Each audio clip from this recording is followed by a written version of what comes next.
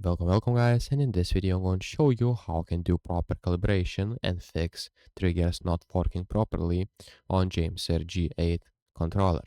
So basically what you'll need to do is take and hold on the start button for the 3 seconds. So the start button is this one, and on the view button, so this one, hold it for 3 seconds, then it will start blinking, and what you'll need to do is turn the joysticks 3 times around, like the full circle, going by the sides for the both of the control joysticks.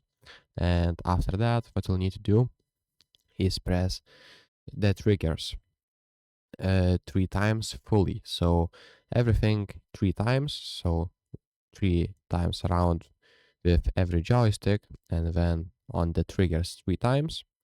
And basically what we'll need to do is now check if this fixed.